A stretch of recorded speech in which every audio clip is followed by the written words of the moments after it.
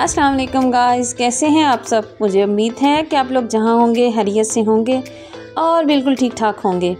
आज हम आतिशे इश्क को पढ़ेंगे। आतिशे इश्क मोहब्बत की एक ऐसी दास्तान जो दिलों को जलाती नहीं बल्कि एक करती है। कहते हैं कि इश्क एक रोशनी है और ये रोशनी जब दिल में उतरती है तो सबसे पहले दिल को ही जलाकर राख करती है। ये वो आग है जो सुकून छीन लेती है मगर ज़िंदगी बख्श देती है। ये वो आग है जो फना के दहाने तक ले जाकर मोहब्बत की अम्र दरिया में गर्क करती है। आतिशे इश्क एपिसोड नंबर 34। उसकी जब आंख खुली तो उसने खुद को एक कमरे में मौजूद बेड पर पाया। उसने आंखें खोलकर इधर उधर नज़रें घुमाते कमरे का जायज़ा लिया। कमरे में एक बेड लगा हुआ था जिस पर ग्रे एंड ब्लैक कलर की इम्तिजाज की बेडशीट बिछी हुई थी। इन्हीं दोनों कलरों के इम्तिजाज के वॉलपेपर दीवारों पर लगाए गए थे। छत के दरमियान में जदीद फानूस भी नस्ब था। दीवारों पर नायाब पेंटिंग्स थी। उसने नज़र घुमाकर देखा तो उसके सर पर लगी मशीन से बीप बीप की आवाज़ें आ रही थीं और उसके चेहरे पर ऑक्सीजन मास्क लगा हुआ था। उसने हाथ को हरकत दी तो हाथ में लगी आईवी में दर्द की टीस उठी थी। उसने आहिस्ता से हाथ उठाकर अपने चेहरे से मास्क उतारा और इधर उधर देखते पहचानने की कोशिश की थी। मैं इस वक्त कहाँ हूँ? जहन में सबसे पहला ख्याल यही आया था। इससे पहले कि वो कुछ समझ पाती दरवाजे पर दस्तक देते एक वजूद कमरे में दाखिल हुआ था। मैं इस वक्त कहाँ हूँ और तुम कौन हो? उसने आने वाले वजूद को देखने की कोशिश करते हुए पूछा था। आंखों के आगे अभी भी धुंधले साए थे। वो शख्स भारी कदमों से चलते उसके नज़दीक आया और मुस्कुराते हुए बस इतना कहा, finally you are awake. Sundus की पलकें लर्जी थी। आवाज़ अजनबी थी लेकिन पुरसुकून थी। मैं कहाँ हूँ इस वक्त? उसने अपने दिमाग में आने वाला पहला सवाल फिर से दोहराया था। तुम इस वक्त पेरिस में हो। सर की मैंशन में तुम्हारा एक्सीडेंट हुआ था मुमारतर के करीब। उसकी बात सुनते सुंदस ने पलकें झपकी थी। याददाश्त जैसे धुंध में लिपटी हुई थी। मैं हॉस्पिटल में नहीं हूँ? सुंदस ने परेशान होते पूछा था। परेशान मत हो सुंदस मैम, आप हॉस्पिटल से ज़्यादा सेफ़ हैं। सुंदस ने परेशान होते इर्द गिर्द नज़रें दौड़ाई तो दीवार पर आईफल टावर की पेंटिंग जिसमें दो साए, जिनमें से एक मर्द और एक औरत थी, जिसे देखते सुंदस के खौफ में इजाफा हुआ था। तुम मेरा नाम कैसे जानते हो? सुंदस ने अपने खौफ पर काबू पाते हुए पूछा था, लेकिन दिल में अनजानी सी बेचैनी अभी भी थी। मुझे बताने की इजाज़त नहीं है। इसका जवाब आपको वहीं देंगे जो आपको यहाँ लेकर आए हैं। सुंदस की सांसें जैसे सीने में अटकी थीं और धड़कनें तेज़ हुई थी। मॉनिटर पर बीप बीप की आवाज़ें तेज़ हुई थी। कौन है वो? सुंदस ने अटकते हुए पूछा था। वो नहीं चाहते कि आप अभी जानें क्योंकि आपकी हालत अभी नाजुक है, लेकिन आप यहाँ बिल्कुल सेफ़ हैं। So just relax. वो इतना कहते फाइल टेबल पर रखते बाहर की तरफ बढ़ा था। Rest miss Chaudhary, the one who saved you will come when you are ready. वो शख्स जिसने तुम्हारी जान बचाई वो तुमसे तभी मिलेगा जब तुम मिलने के लिए तैयार होगी। सुंदस उसकी बात सुनते उठने की कोशिश करने लगी। वो शख्स तेज़ी से करीब आते बोला, don't move, your is still healing. वो इतना कहते तेज़ी से कमरे से बाहर निकल गया था। सुंदस उसके कहे गए जुमलों में से एक पर अटक कर रह गई थी, the one who saved you. दिल की धड़कनें तेज़ हुई तो मॉनिटर की बीप बीप भी तेज़ हुई। वो कपकपाते हाथ से ऑक्सीजन मास्क चेहरे पर लगाते तेज़ तेज़ सांस लेने की कोशिश करने लगी थी। ज़हन मुख्तलिफ परेशानियों और सवालों की अमाजगा बना था। कमरे में फैली लेवेंडर की खुशबू से एक दफ़ा अपने कमरे में भी महसूस हुई थी। ये खुशबू, उसने सोचा था, ये खुशबू तो मेरे कमरे में उस दिन, लेकिन वो उस दिन उससे इग्नोर कर चुकी थी। लेकिन वही खुशबू आज फिर इसके कमरे में। कौन है वो? कहाँ ले आया है मुझे? मैं इस वक्त कहाँ हूँ? कहीं वो मुझे नुकसान नहीं, अगर नुकसान पहुँचाना होता तो बचाता क्यों? सवाल कई थे लेकिन जवाब नदारद। सोचते सोचते सर दुखने लगा था, लेकिन थोड़ी ही देर में दवाइयों की वजह से वो फिर से गनुदगी में जा चुकी थी। पेरिस की रात अभी पूरी तरह सोई नहीं थी। खिड़की के बाहर बादलों के पीछे चांद छुपा हुआ था। कमरे में वही मशीनें, वही रोशनी, मगर आज फिज़ा कुछ बदली हुई थी। सुंदस आधी जागी आधी ख्वाब में थी। किसी ने जैसे उसके सरहाने बैठकर उसके बालों से ऑक्सीजन मास्क हटाया हो। Beep beep beep. दिल की धड़कन हल्की सी तेज़ हुई थी। सुंदस ने आहिस्ता से आंखें खोली थी। एक साया बिल्कुल करीब था, कद बुलंद, स्याह शर्ट और चेहरे पर रोशनी का एक कोना। सुंदस का दिल जैसे रुक सा गया था। अपने सामने खड़े इस कद्दावर और वजीह मर्द को धुंधली निगाहों से देखते, पहचानने की कोशिश करते, कपकपाते हुए होंठों से पूछने लगी थी, कौन हो तुम? लेकिन दूसरी तरफ मुकम्मल खामोशी थी। मैंने पूछा, कौन हो तुम? वो अब थोड़ा गुस्से से घुर्राते हुए पूछने लगी थी, तुम्हें इस वक्त अपनी जान की परवाह होनी चाहिए, ना कि मेरा बायोडाटा जानने की। वजीह मर्द की भारी गंभीर आवाज़ समातों से टकराई तो एक पल को हैरान हुई थी। उसे ये लहजा, ये आवाज़ कुछ जानी पहचानी सी लगी थी। जान भी बच ही जाएगी, पहले इस अजनबी को तो पहचान लूँ जो मेरा मोहसिन है। वो अब मीठी छुरी बनने की कोशिश करने लगी थी। माई वेलवेट ब्लेड, वो उसके चेहरे के करीब आते उसके चेहरे से बाल कान के पीछे अड़सते हुए मुस्कुराते हुए बोला था। उसकी गर्म सांसों की खुशबू और हाथों का लम्स सुंदस की रीढ़ की हड्डी में सनसनाहट पैदा कर गया था। धड़कनें पसलियों से सर टकराने लगी थी। वो एक झटके से चेहरा मोड़ गई थी। फिक्र मत करो, कुछ नहीं करूँगा, तुम सो जाओ, तुम्हें अभी आराम की बहुत ज़रूरत है, सुबह बात करेंगे। वो इतना कहते उसके पास से हटते दरवाजे की जानिब बढ़ा था। मेरा आज का इतना इम्पोर्टेंट दिन, मुझे आज पहली बार अपने बलबूते पर कुछ करने का मौका मिला था, लेकिन मैं यहाँ। सुंदस की आवाज़ सुनते वह दरवाजे पर रुका था। फिक्र मत करो, वो पोस्टपोन हो चुका है। सुंदस के होश तो असल में अब बुढ़े थे। सच बताना, कौन हो तुम? झूठ मत बोलना, क्योंकि मुझे लगता है मैं तुम्हें जानती हूँ। इस दफ़ा हैरान होने की बारी इस वजीह मर्द की थी। फिक्र ना करो, ना मैं वो हूँ जिसे तुम जानती हो और ना ही तुम वो हो जिसकी मैं तलाश में हूँ। अब दिमाग पर ज़्यादा ज़ोर मत डालो, सो जाओ। वो इतना कहते तेज़ी से कमरे से निकलता चला गया था और उसे सोचों में गर्क छोड़ गया था। 12 कहू की पहाड़ियों पर धूप नरम थी। हेमों के बीच दवाएं, मुस्कुराहटें और थोड़ी सी कीमियाई कशिश फैली हुई थी। महक चौधरी हाथ में स्टेथोस्कोप रखे मरीज़ चेक कर रही थी जब ताहियांग खानज़ादा आहिस्ता से पीछे आकर रुका था। बस इतना करीब कि उसकी सांसों की गर्मी महक के कानों को छू गई थी। उसकी गर्म सांसों की महक गर्दन पर महसूस करते महक की रीढ़ की हड्डी में सनसनाहट हुई थी। धड़कनें हद से ज़्यादा तेज़ हुई थीं। ये सांसें इतनी तेज़ क्यों हैं? पेशेंट को टेम्परेचर ज़्यादा है या फिर डॉक्टर साहिबा? ताहियांग खानज़ादा के बाकी के अल्फाज महक चौधरी की घूरी से मुंह में ही रह गए थे। डॉक्टर का दिल तो बिल्कुल ठीक है, लेकिन कुछ लोग शायद अपना स्टेथोस्कोप गलत जगह पर लगाते हैं। वो उसके हाथों में पकड़े स्टेथोस्कोप को अपनी कमर पर रेंगते महसूस करते बोली थी। हाँ ना, खास तौर पर तब जब दिल सिर्फ एक ही नाम पर धड़कता हो। वो आंखों के इशारे से बेबाक शरारत करते उसे आंख विंग कर गया था। यहाँ पर पेशेंट है मिस्टर खानज़ादा, यहाँ आपके ये ड्रामे नहीं चलेंगे। महक ने अब गुस्से से घूर कर उसे देखते हुए अपने हाथ में पकड़ी फाइल साइड पर रखते नरूठे लहजे में कहा था, ये ड्रामा नहीं है महक, ये मेरी मोहब्बत है और तुम मेरा जुनून हो। तुम क्यों नहीं समझती? वो उसे मनाने की कोशिश करते हुए बोला था। Please mister Khanzada. वो अब दूसरी फाइल उठाते खोलने लगी तो ताहियांग खानज़ादा ने हाथ बढ़ाते दूसरी फाइल साइड से पकड़ लिया था। दोनों के हाथ एक दूसरे के हाथों में थे। दोनों की नज़रें एक दूसरे का अक्स देखने लगी थी और इस लम्हे हर चीज़ साकित होते कहीं गायब होने लगी थी। क्या कर रहे हैं मिस्टर खान?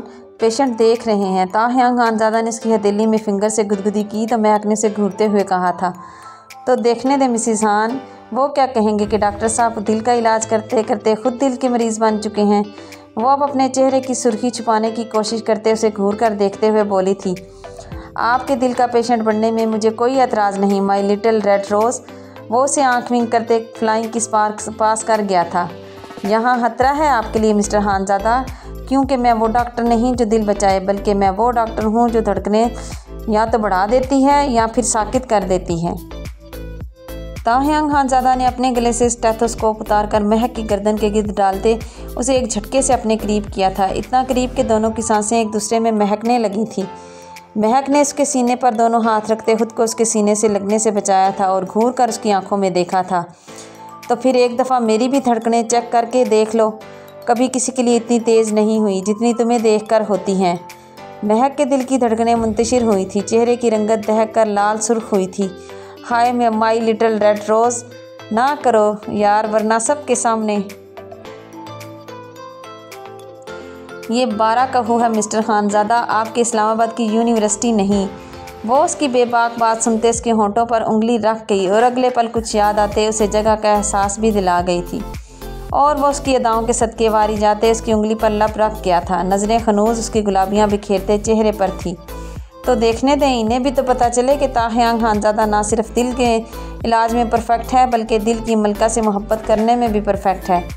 इतना कहते वो उसके चेहरे पर झुका था। महक ने उसके होंठों पर हथेली रखते उसे मना किया तो वो नज़रों से ही उसे मान बख्श गया और अपने दहकते लब उसके माथे पर रख गया। ओ मड़ा, क्या करता है? हमको हमारा गुलखाना याद आ रहा है। वहाँ मौजूद एक 50 साला मर्द उठते हुए कहते वहाँ से निकलता चला गया।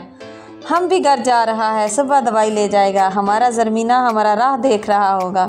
एक और पेशेंट जो 70 साल का था वो भी उठते तेज़ी से बाहर निकलते हुए बोला था, क्या तुम दोनों का शादी हो चुका है? अब एक भारी आवाज़ कैंप में गूंजी थी। दोनों ने पीछे मुड़कर देखा तो पीछे एक 60 बरस का मर्द और उसके साथ 20 साल की लड़की थी जो चेहरा छुपाए हुए थी, लेकिन अब उसने अपने दोनों हाथ अपने चेहरे पर रखे हुए थे। वो शायद शर्मा रही थी। जी खान साहब, ताहयान खानज़ादा ने इत्मीनान से जवाब दिया था। तो क्या रात का तन्हाई कम बढ़ जाता है? इस खान के अगले सवाल पर दोनों के चेहरे की रंगत लाल हुई थी, लेकिन एक की शर्मिंदगी से और दूसरे की गुस्से और ज़ब्त की वजह से। खान साहब, बीन योर लिमिट्स। ताहयान खानज़ादा की गर्जदार आवाज़ कैंप के बाहर तक गई थी।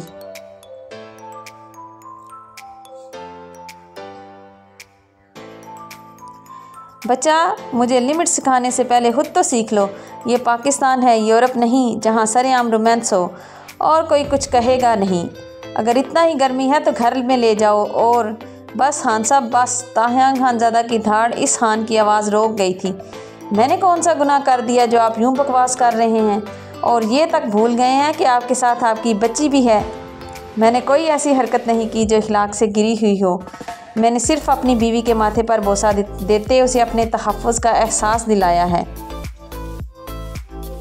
जब एक मर्द अपनी बीवी को सबके सामने मारता है तो तब आप लोग ऐसी बातें इसे क्यों नहीं कहते कि भाई अपनी बीवी को घर के अंदर रखो और बुरा भला कहो या मारो। तब तो आप लोग बड़े मज़े ले कर से ऐसे देखते हैं जैसे कोई फ़िल्म देख रहे हों। इसे मना करने समझाने की बजाय और उकसाते हैं। अगर इसमें आप लोगों को मज़ा आता है तो फिर जब एक शौहर सरेआम अपनी बीवी को प्यार करता है तो आपको क्यों मिर्चें लगती हैं? ताहयान खानज़ादा धाड़कर बोल रहा था और वहाँ मौजूद लोग सर झुकाए सुन रहे थे। गुस्ताखी माफ़ खान साहब, लेकिन आप भी एक खान हैं और मैं भी।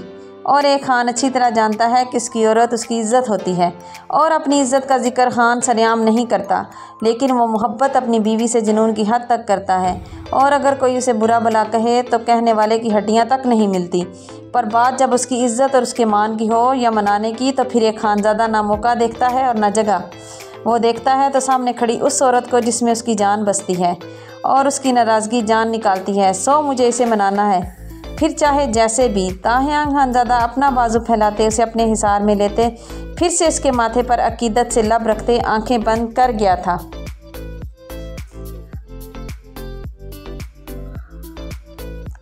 वहाँ मौजूद लोगों ने हार्टिंग करते सीटियाँ बजानी शुरू कर दी तो कुछ लोगों ने तालियाँ बजानी शुरू कर दी। महक उसके हिसार में सारी तकलीफ़ें, सारी परेशानियाँ भूलकर आंखें बंद कर गई। हमने तुम्हारा हर गुस्ताखी माफ़ कर दिया डॉक्टर खाना, लेकिन अगर हम मर कर भी एक गलती हम मर कर भी माफ़ नहीं करेगा। अपने करीब उसी मर्द की गुराखट सुनते दोनों ने आंखें खोलते उसे सवालिया नज़रों से देखा था। तुमने हमारा औरत को हमारा बेटी बना दिया। ला हौला वला कुव्वत। वो इतना कहते इस लड़की का हाथ पकड़कर तेज़ी से वहाँ से निकलता चला गया।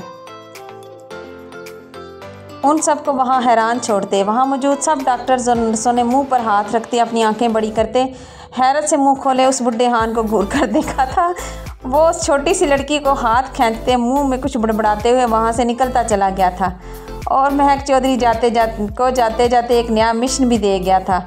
इन सब की नज़रों ने दूर तक उनका पीछा किया था। इन ऊंचे नीचे रास्तों पर चलते वो इस पहाड़ी से नीचे उतरते जा रहे थे। रास्ते में लड़की कई बार लड़खड़ाते हुए गिरने लगती, लेकिन वो खान जो अभी हमारे डॉक्टर साहब को बंद कमरे में रोमांस करने का पाठ पढ़ा रहे थे, वो उस लड़की को अपने हिसार में लेते उसके गाल चूमते नीचे उतर रहे थे। अब सबका कहा वहाँ मुश्तरका था। सीज़ फायर, वो उसके कान के करीब सरगोशी करते हुए बोला था और उसकी हैज़ल ग्रीन आँखों जो अभी तक मुंह की साथ खुली हुई थी फूंक मार गया था। उसकी सरगोशी सुनते वो सटपटाई थी और उसकी सांसों की महक से चेहरा सुर्ख हुआ था। उसने आंखों के इशारे से मिन्नत भरे अंदाज में पूछा था, नो नेवर। हो नहीं सकता मिस्टर खानज़ादा, आप जाएं अपनी इस छमक छल्लो के पास और झूमें, रोमांस करें उसकी बाहों में, लेकिन मुझसे माफ़ी की उम्मीद मत रखिएगा। वो इतना कहते तन फन करते वहाँ से निकलती चली गई और बेचारे मिस्टर खानज़ादा मुंह बनाकर देखते रह गए। इस वक्त रात के 10 बज रहे थे। 12 के हेमे आधे बंद हो चुके थे। हवा में बारिश की खुशबू थी। दूर पहाड़ों पर हल्की बिजली चमक रही थी। महक चौधरी लैपटॉप बंद कर रही थी जब बाहर हवा के साथ हेमे की चादर उड़ गई थी। बारिश की 2 बूंदें अंदर आईं और उसी लम्हे ताहियां खानज़ादा अंदर आया। कंधे पर शाल और चेहरे पर हल्की सी मुस्कुराहट थी। मैंने कहा था ना कि बारिश आने वाली है, अब बस कर दो। लेकिन तुम सुनती कहाँ हो महक? लेकिन तुम्हें तो काम के अलावा किसी चीज़ की परवाह नहीं। वो उसे डपटते बोलते हुए से शाल उड़ा गया था। किसी को तो ये काम करना ही है ना, तो फिर मैं क्यों नहीं? क्योंकि जिनकी ये ड्यूटी है उन मसूफ़ को तो गुलछड़े उड़ाने से ही फुर्सत नहीं है। वो फिर से इसे लैला दुरानी के साथ देकर बल बल जलते बोली थी। वो अपने निचले होंठ को दांतों से काटते अपनी हंसी कंट्रोल करने की कोशिश करने लगा था। उसका मकसद जो पूरा हो जाता था, उसे अपनी बीवी जेलस होती अच्छी लगती थी। वो जब जब जेलसी में नम आँखों से उसे घूर कर देखती तो मिस्टर खानज़ादा चारों शाने की चित गिरते थे। हेज़ल ग्रीन आँखों में नमी और गुस्सा जचता बहुत था।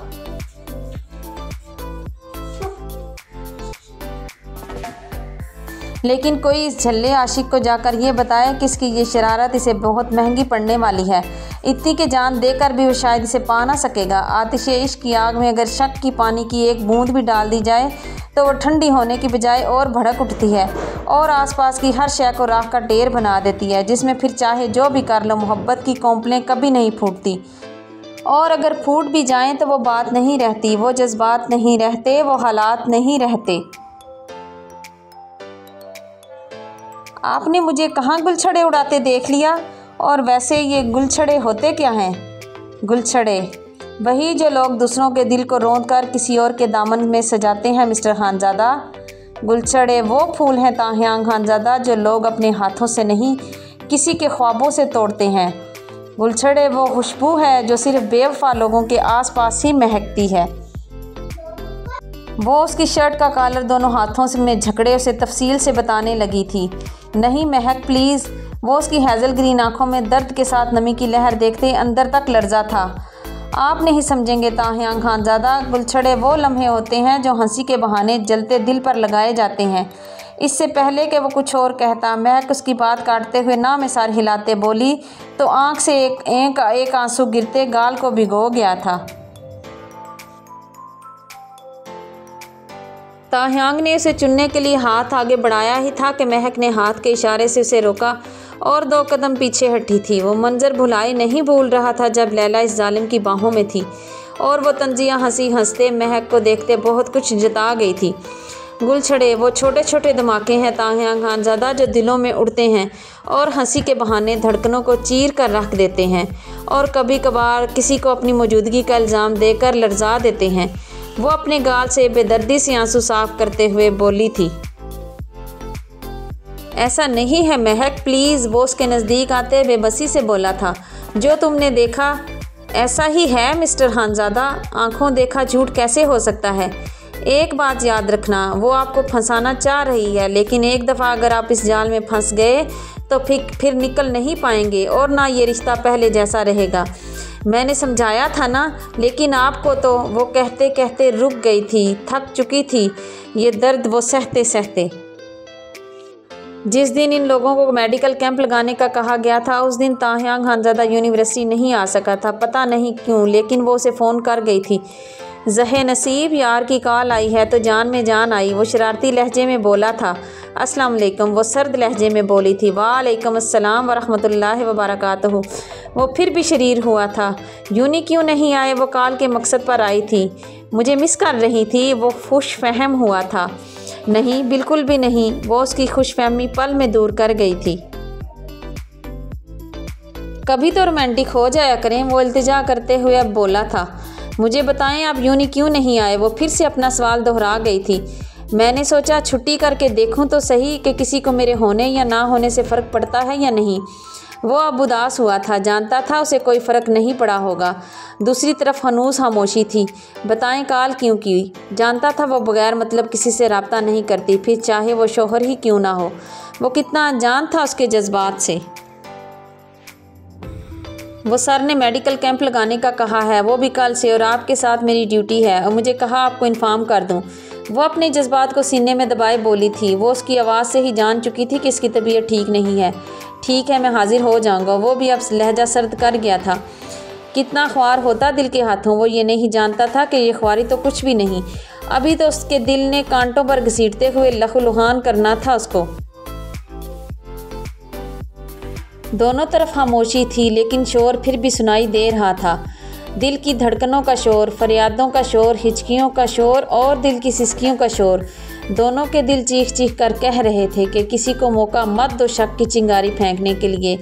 यहाँ हर कदम पर मोहब्बत के दुश्मन बैठे हैं, हाथों में संगलास पत्थर पकड़े।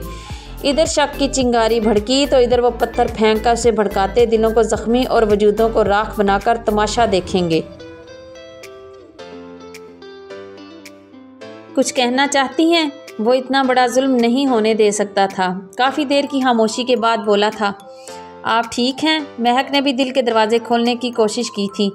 हाँ, मुझे क्या होना है? वो लापरवाही से बोला था, लेकिन बुखार उसे गनुदगी में ले जा रहा था। लेकिन मुझे क्यों लग रहा है कि आपकी तबीयत ठीक नहीं? वो सच में परेशान हुई थी। आप फिक्र न करें, मैं बिल्कुल ठीक हूँ। वो नम सा मुस्कुराते हुए बोला था। खुद को खुश फहमी में डालना मुश्किल अमर था। ओके, तो फिर कल मिलते हैं, वो कंधे उचकाते हुए लापरवाही से बोली थी। ओके देन, कल मिलते हैं। वो भी इसी का अंदाज अपनाने लगा था। खुदा हाफिज़, वो इतना कहते खामोश हुई थी। खुदा हाफिज़, वो भी फ़कत इतना कहते खामोश हुआ था।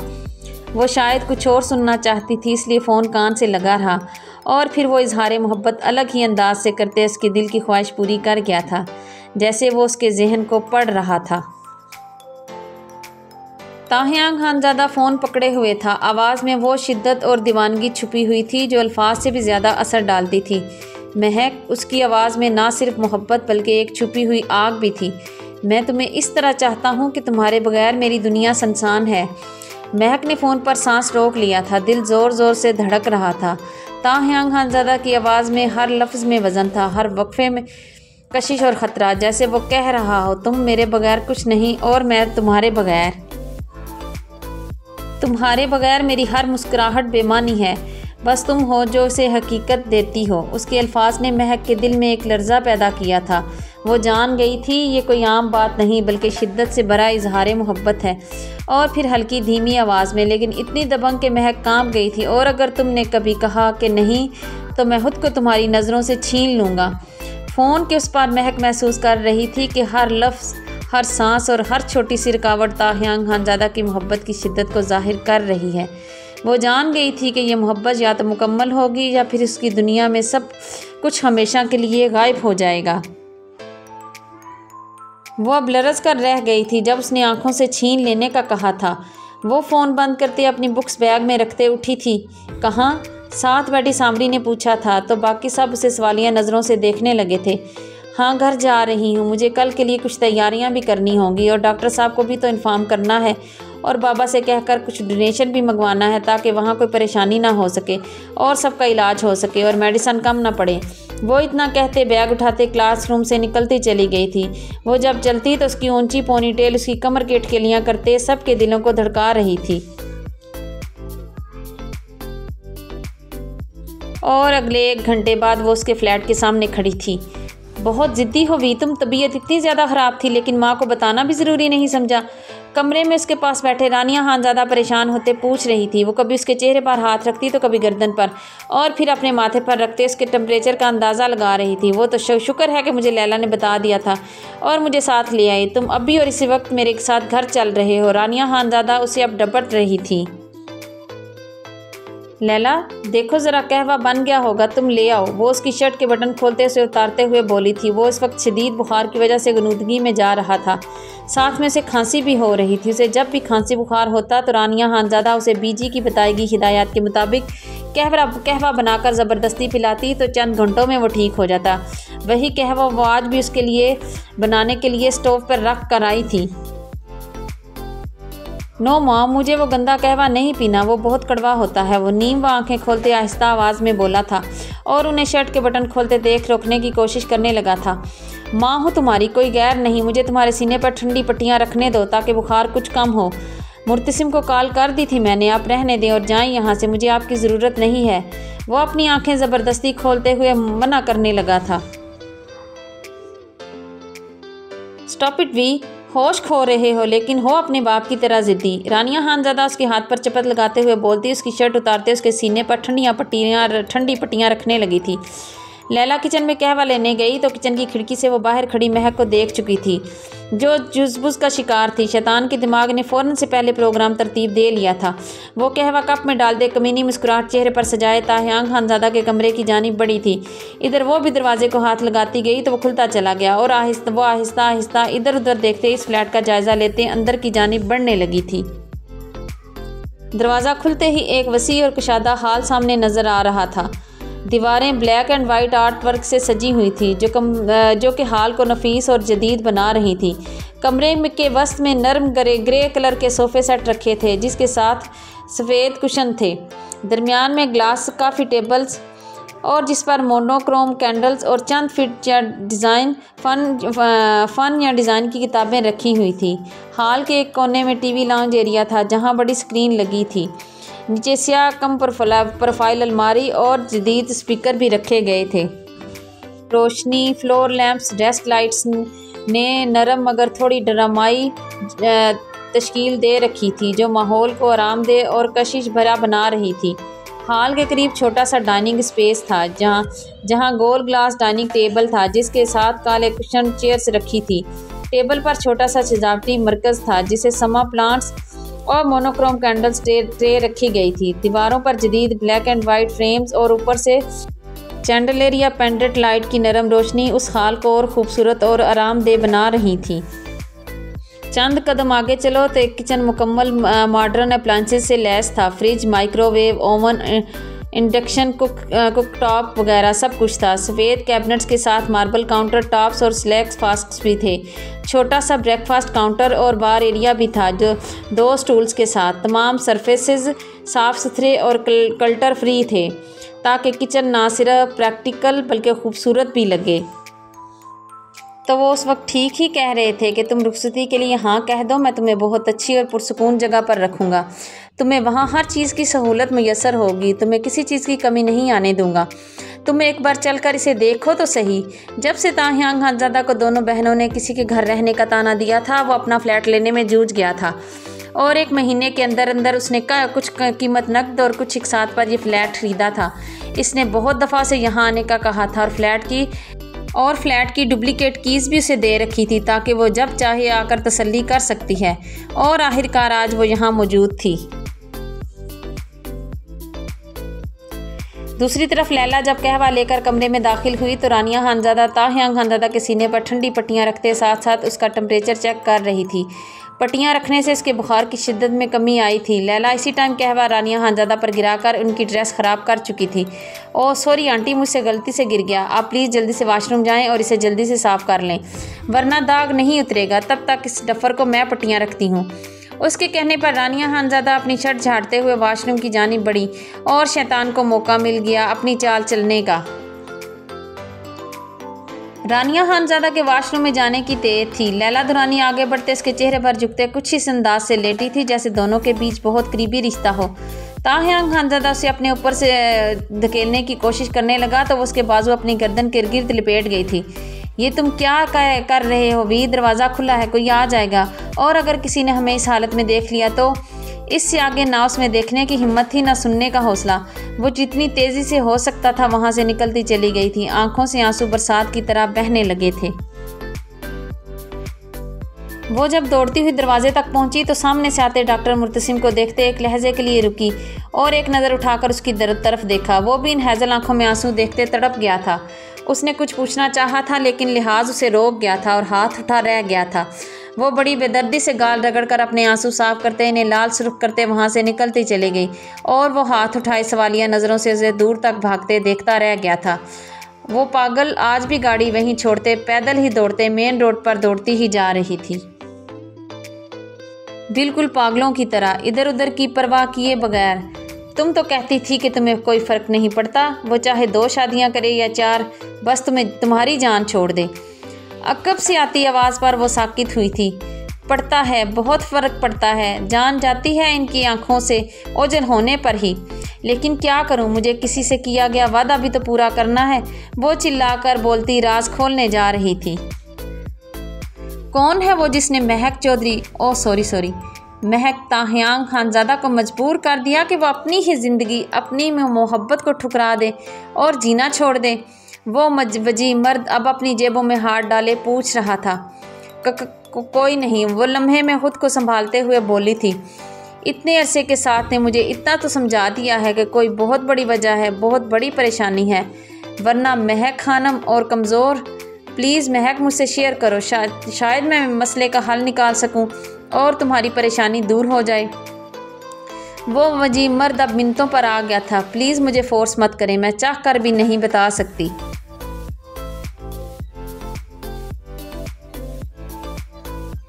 दूसरी तरफ जब मुर्तसिम कमरे में दाखिल हुआ तो सामने लैला दुरानी को एक साइड खड़ा देख और रानिया खानज़ादा को ताहयांग खानज़ादा को कहवा पिलाते देख वो समझ नहीं पाया था कि महक वहाँ से इस तरह बुरे तरीके से रोते हुए क्यों गई थी। वो बाद में ताहयांग खानज़ादा इस बारे में बात करने का इरादा करते उसकी तरफ बढ़ा था। बुखार तो अब काफ़ी हद तक उतर चुका है, वरना तेरी आवाज़ से तो लग रहा था जैसे तू होश खोने वाला है। डॉक्टर मुर्तसिम थर्मामीटर देखते हुए बोला था। हाँ ना, तभी तो तू इतनी जल्दी पहुंच गया, ताहयांग खानज़ादा से देखते न रूठे लहजे में बोला था और हाथ आगे करते माँ को और कहवा पिलाने से मना कर गया। प्लीज़ मेरी जान, थोड़ा सा और। वो एक और चम्मच भरते उसके मुंह में डाल गई तो वो बहुत बुरे तरीके से मुंह के जाविये बिगाड़ते ना में सर हिला गया और अपना सर पीछे तकिया पर फेंक कर आंखें मूंद गया। दिल में हसरत उठी थी कि इनकी जगह वो होती। आँख के किनारे गीले हुए थे। भाभी को देखा था मैंने अभी थोड़ी देर पहले दरवाजे में। वो शायद उसका दर्द समझ गया था या फिर क्यूरियोसिटी ने मजबूर किया था। क्या? 2 चेहरों ने हैरानी से देखते पूछा तो तीसरा चेहरा नज़रें झुकाए कमीनी हंसी हंस रहा था। मुर्तसिम उसके चेहरे की कमीनगी देख चुका था। हाँ, आंखें बहुत लाल हो रही थी। ना जाने क्या देख लिया उन्होंने। वो एक जुमले में बहुत कुछ जताते लैला को सटपटाने पर मजबूर कर गया था। हैरत है, वो यहाँ तक आई लेकिन अंदर नहीं आई। हालांकि उसे अंदर आना चाहिए था और अपने शौहर की तबीयत। रानिया खानज़ादा माँ थी ना, अपने बेटे के चेहरे पर दर्द पहचान गई थी। बस माँ प्लीज़, अभी वो नहीं आ सकती हैं, इसीलिए तो कहता हूँ क्या अपने शौहर को बोलें ज़िद छोड़ दे और जाकर बात करे चौधरी साहब से, शायद मान जाएं और फिर वो सारे इख्तियारात के साथ मेरे पास आ जाए और आपकी ख्वाहिश भी पूरी हो जाए। ताहयांग खानज़ादा ने उनकी बात काटते हुए अपनी ख्वाहिश बताई थी। लेकिन बेटे, वो अगर यहाँ तक आ सकती है तो अंदर भी तो आ सकती थी ना। वो अंदर आई थी, शायद मैंने इन्हें यहाँ से बहुत तेज़ी से निकलते देखा है। मुझे लगा शायद वो रो भी रही। अभी मुर्तसिम की बात पूरी भी नहीं हुई थी कि ताहयांग खानज़ादा बेड से उतरते अलमारी की तरफ बढ़ते, उसमें से अपनी दूसरी शर्ट निकालकर पहनते कमरे से बाहर निकला, लेकिन चकराते सर के साथ दरवाजे के साथ टेक लगाते सर थाम गया था। भी तेरी तबीयत ठीक नहीं, अभी ना जा, मैं देखती हूँ उसे। रानिया खानज़ादा उसे वापस बेड पर लिटाते हुए बोली थी। नहीं मम्मा, प्लीज़ मुझे पता करने दें, वो अगर यहाँ आई थी तो अंदर क्यों नहीं आई? वो रोई क्यों? मुझे कुछ ठीक नहीं लग रहा, प्लीज़ मुझे जाने दें। उठने की कोशिश करते हुए बोला था। आराम से लेटा रह, मैं देखता हूँ भाभी को। मुर्तसिम इतना कहते बाहर की जानी बढ़ा। तू देखेगा इन्हें, आंखें निकाल दूंगा तेरी, वो धाड़ते हुए बोला और तेज़ी से बेड से उठा। मुर्तसिम ने उसे शिकवा कुना निगाहों से देखा, लेकिन वो खानज़ादा था ना, अपनी औरत को लेकर इतना ही पॉजेसिव। वो उसे साथ लिए बाहर निकला और रानिया खानज़ादा को इशारे से तसल्ली दी। वो दोनों इस वक्त रावल झील के ब्रिज पर खड़े थे। वो नीचे पानी में देखते खुद के दर्द को सहने की कोशिश कर रही थी और वो वजी मर्द उसे आंखों में सुर्खी और दिल में दर्द लिए हसरत भरी निगाहों से देख रहा था। इसके सर से चादर सरकी तो बालों की लटें हवा की वजह से चेहरे के साथ छेड़छाड़ कर रही थी। वो उन्हें कानों के पीछे अड़सते चादर सर पर ओढ़ गई थी। कितना बदल गई थी वो जताती नहीं थी, लेकिन इसके रंग में वो रंगने लगी थी। चेहरा और आंखें रोने से लाल सुर्ख हो चुकी थी, छोटी सी नाक भी लाल हो रही थी। वो अपनी चादर से साफ करते इन्हें और लाल कर गई थी और वो हाथ बढ़ाते उसे तसल्ली देने लगा था कि पीछे से आती आवाज़ हाथों को वहीं साकित कर गई थी। जंकू खानज़ादा, हाथ यहीं रोक लो। ताहियां खानज़ादा की दाढ़ पर वो भी लर्जी थी। 1 इंच हाथ आगे जाता तो बाजू से अलग करने में मैं एक पल न लगाता। वो उसके करीब आते उसे गिरेबान से पकड़कर धाड़ते हुए उसके चेहरे पर ज़ोरदार मुक्का मार गया था। जंगू खानज़ादा पीछे होते अपने होंठ से उंगली के साथ खून साफ करते हाथ झटकते हुए एक ज़ोरदार मुक्का ताहियां खानज़ादा के चेहरे पर मार गया तो वो पीछे की तरफ गिरते दोनों को गिरकर नीचे देखने लगा था। उसे यूं एक ही बार में ज़मीन पर उतरते देख जंगू खानज़ादा हैरान हुआ था। उसने सवालिया नज़रों से मुर्तसिम की तरफ देखा था। बुखार में फूंक रहा था। मुझे 4 घंटे पहले कॉल की थी लेकिन मुझे आने में देर हो गई थी। वो तो सच शुक्र कि आंटी और लैला टाइम पर पहुंच गई थी, वरना तो। उसकी बात सुनते महक और जंगू खानज़ादा ने उसे हैरत से देखा था, लेकिन अगले ही लम्हे वो नज़ारा सामने आते उसे फिर से वैसा ही सख्त बना गया था और वो फिर से नखवत से सर हिलाते अपना चेहरा दूसरी तरफ फेरते नीचे बहते पानी को देखने लगी थी, जो बहुत पुरसुकून सा लग रहा था। लेकिन उसके अंदर कितने झक्कड़ चल रहे थे ये तो वही जानता था। जैसे महक के वजूद में कितने झक्कड़ चल रहे थे ये सिर्फ वो ही जानती थी। उसे इस इंसान को खुद से दूर करना ही था, फिर चाहे वो जैसे भी करती। अब वो आहिस्ता कदम उठाते उसकी जानिब बढ़ा तो मुर्तसिम और जंगू खानज़ादा उन दोनों को तन्हा छोड़ते वहाँ से चले गए थे और वो थके हुए कदमों के साथ उसके पीछे आते उसके दोनों साइडों से हाथ सामने पुल पर बनी ग्रिल पर रखते चेहरा उसकी गर्दन में छुपा गया था। उसकी दहकती सांसों से उसे अपनी गर्दन झुलसती हुई महसूस हुई थी। सब सच बताएं, एक लफ्ज़ इधर उधर नहीं। आप घर आई लेकिन अंदर क्यों नहीं आई? वो हकीमाना लहजे में पूछते उसकी खुशबू सांसों में उतारने लगा था। लहजा थोड़ा सख्ती लिए और आवाज़ ज़ुकामज़दा हो रही थी और थकी हुई भी। वो अच्छी तरह महसूस कर सकती थी कि वो बहुत बीमार है। आपकी तबीयत ठीक नहीं, जाएं आराम करें। मुर्तसिम भाई, वो इसी तरह खड़े सर्द महरी से कहते डॉक्टर मुर्तसिम को आवाज़ देने लगी। वो दोनों जा चुके हैं। इतनी नाराज़गी कि मुड़कर भी देखना गवारा नहीं। क्या गलती हो गई है? वो अब मिन्नतों पर उतर आया था। ये लड़की ही उसे मिन्नतें तरले करने पर मजबूर कर सकती थी, वरना मजाल किसी और की। चलें आपको आपके फ्लैट तक छोड़ आऊँ, वो उसे पीछे करने की कोशिश करते हुए बोली थी। पहले मुझे मेरी गलती बताएं, वरना सारी रात यहीं गुजार दूंगा, यूं ही। फिर चाहे सुबह तक मैं रहूं या। वो तेज़ी से उसके होंठों पर हाथ रखते उसे चुप करवा गई थी। उसका दूर जाना ही जानलेवा था, कुजा के मरने की बात। वो उसके हाथ पर होंठ रखते शिद्दत से बोसा देते उसे कंधों से पकड़कर उसका रुख अपनी तरफ मोड़ गया था। उसके चेहरे पर आंसू और सुर्खी देखते वो तड़प ही तो गया था। ऐसी कौन सी बात है जो आपको इस तरह रुला गई है? किसने इतनी तकलीफ़ दी है? किसकी इतनी हिम्मत हुई है? वो उसके चेहरे से आंसू अपने होंठों से चुनते हुए पूछ रहा था, लेकिन उधर खनूस खामोशी थी। प्लीज़ मिसिस हान, कभी तो मेरी भी बात मान लिया करें।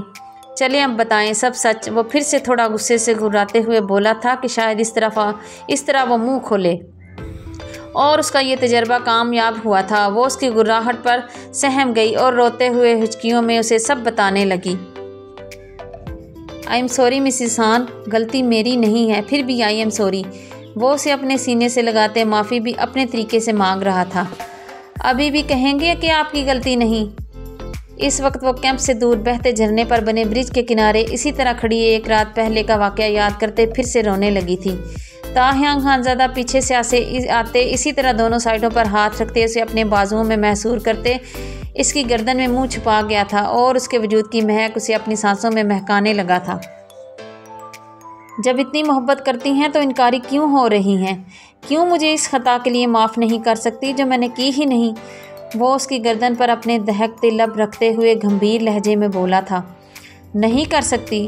इतनी हिम्मत नहीं है कि शोहर को उसके बेड पर किसी नामहरम के बाजुओं में देख, और वो भी इतना करीब। वो सर्द लहजे में कहते उसे खुद से दूर धकेलने लगी थी। मिसिस हान, वो सब झूठ था। मम्मा भी थी वहाँ। मम्मा के होते इस तरह की हरकतें, थोड़ा तो दिमाग को इस्तेमाल कर लिया करें। वो उसकी गर्दन में दांत गाड़ गया था, हिसार पहले से भी सख्त कर गया था। मैंने कितनी दफ़ा वार्न किया है कि सब बर्दाश्त कर लूँगा, लेकिन खुद से दूर झटकना नहीं। वो उसके कान के करीब सर्द सरगोशी करते उसे अपने बाजुओं में उठाते वापस कैंप की जानिब बढ़ने लगा था। क्योंकि बाहर फिर से हल्की हल्की बूंदाबांदी शुरू हो चुकी थी। वैसे यहाँ के मौसम का भी पता नहीं चलता, कभी गर्म और कभी सर्द, आपके मिजाज की तरह। वो उसके गाल चूमते हुए गंभीर लहजे में बोला था। बाहर बारिश तेज़ हो रही थी और अंदर सांसें। चलें जी, आज के लिए इतना ही, बाकी का अगली एपिसोड में इंशाल्लाह। जी तो जनाब, कैसी लगी ये एपिसोड? मुझे उम्मीद है कि आप लोगों को ये आतिशेष का सफ़र अच्छा लग रहा होगा, और वो भी अपनी ताहियां खानज़ादा और अपनी महक चौधरी के साथ। अगर अच्छा लगे तो कमेंट में ज़रूर बताएं, और अगर कहीं कोई गड़बड़ या फिर कुछ कमी लगे तो मशवरा दें कमेंट सेक्शन में। और अब एक दूसरे को खुदा हाफिज़ कहते हैं, इस दुआ के साथ कि जहाँ रहें खुश रहें, आबाद रहें और हंसते मुस्कुराते रहें, और दुआओं में मुझ जैसी नाचीज़ को भी याद रखें। और प्लीज़ मेरे चैनल को सब्सक्राइब कर लें। अगली एपिसोड तक के लिए अल्लाह हाफिज़।